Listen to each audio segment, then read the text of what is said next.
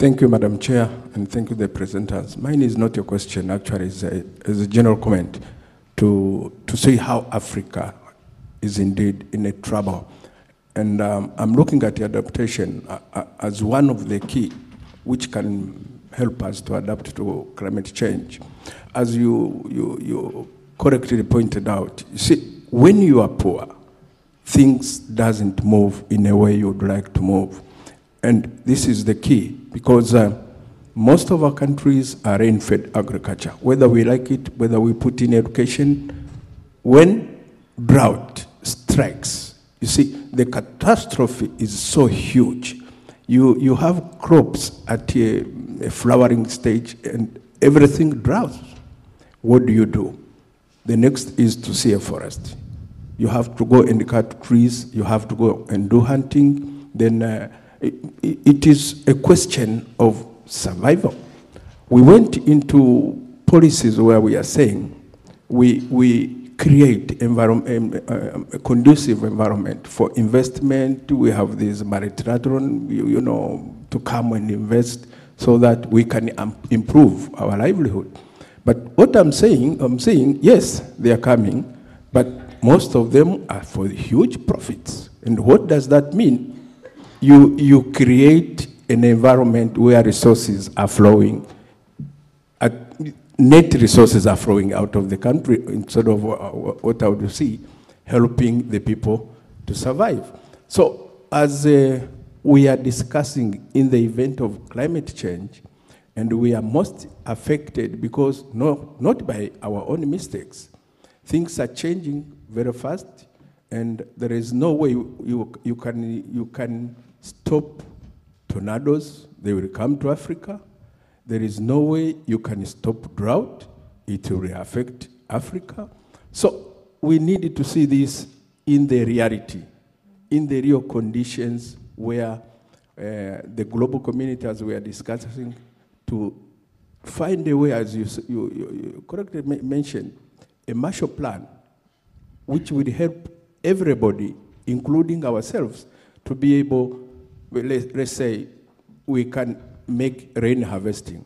How do you make rain harvesting? You need irrigation infrastructure. And how you get into irrigation, it's not the question of education, it's not the question of technology, it's money. You need to put it, you need funding.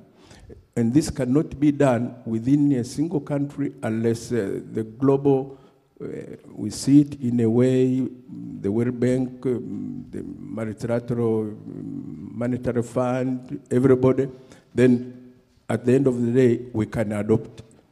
If we put measures for mitigation, we are planting trees, yes, but a little bit of a drought, the farmers, the livestock people, everybody is fighting for survival.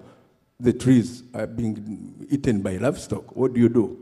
We had a very recent incident in Tanzania where more than 1,000 hectares of food crops were wiped out by wildlife. So even the wildlife, we are getting into conflict because of the climate conditions. So at the end of the day, it is the question of money. And so everything lies in that angle. Thank you very much. Right. My name is Michael Evers. I'm working for KfW Development Bank in Germany. And we have heard a lot that forests are very vulnerable to climate change, but at the same time, we use forests as a cure, that we do afforestation, reforestation, we protect forests to prevent erosion, for the provision of water, and to do an investment decision. We heard a lot that the risks are not taken into account. On the other hand side, the climate modeling is very unpredictable or very uncertain on the regional and local level. So my question would be how we can better address and how we can, on investment in forest programs, going to adaptation based on this decision situation which we have. I think, first of all, you have to think of, well, no regret options. So you should not invest in something which later you might regret. And I think there are a number of options which actually, if you talk about adaptation, also contribute to mitigation. So those would also, for me, be the preferable options, and which actually create locally the capacity to be able to adapt in the future. Yeah, so then I would think of governance strengthening local multi-stakeholder platforms, for example. Yeah, that can get involved in monitoring systems. Yeah, that get the capacity to monitor. We saw this we heard this morning that local involvement, local ownership is very important in monitoring to be effective, either to prevent changes or say to prevent deforestation, yeah, but also in making decisions, informed decisions on what the changes should be at a local level. Yeah, that of course needs to be linked then to climate modeling. Yeah, but since at the moment very few regional or even less local models exist, we would also the same local multi-stakeholder platforms should be involved in getting more data, yeah, and forming local monitoring systems, monitoring units. Yeah, and in addition, I think there's one more thing I would invest in is in connectivity. Yeah, if you think of forestry, not just think of the forests as they exist at the moment, but also of possible links between different forests. Yeah, an example I mentioned earlier, the Mesoamerican Biological Corridor in Costa Rica. There at the moment, there's 36 corridors that have been recognized. I think they're going to play a very essential role in future adaptation, not just for the plants, but also for the animals, and hopefully preventing things like we just heard that happening in Africa, that the animals have to get out of the forest into the agricultural lands, but they can get out of one patch of forest going into another patch of forest, which may not be affected as much by climate change. But just for the sake of debate, you mentioned no regrets. I'm concerned that if we stick to only identifying win-win and no regrets options, we're going to do the least. I mean, that's a no-brainer, as Americans say. Of course we need to do those. But the guy from the Adaptation Fund was saying, I think was asking a question, you know, are we at a point, and don't we need financing of climate change adaptation? Not things we would want to do anyway. Most of the applications to the adaptation of funds are, I don't call them adapting to climate change, they're adapting to current variability. They're making good maladaptation now. Well, sure, we need to do that because we know that we have to mop up that deficit, but it's not taking the step that ultimately we need to take. And I just wonder how much talk of no regrets and win-win is a comforting way of not taking the first step in real adaptation to climate change.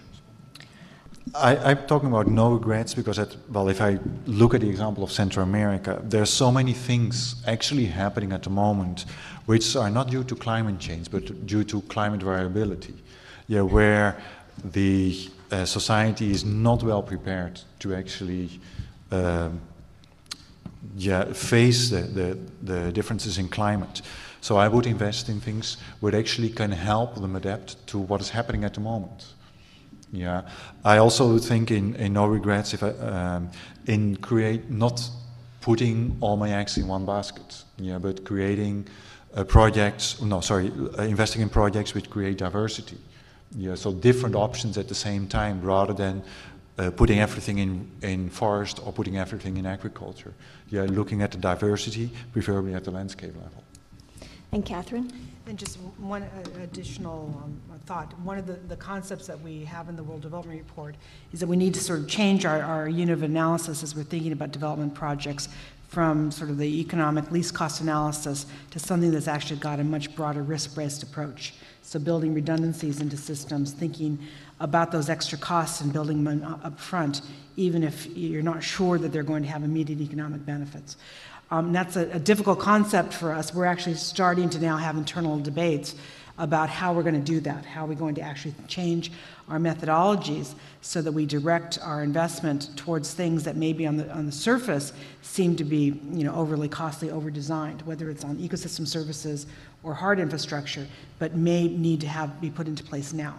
Again, things like siting of cities, things like how do you build watershed systems, water management systems. So I think our whole paradigm of how we think about cost, how we think about the strategies is going to have to change because there's so much uncertainty going forward.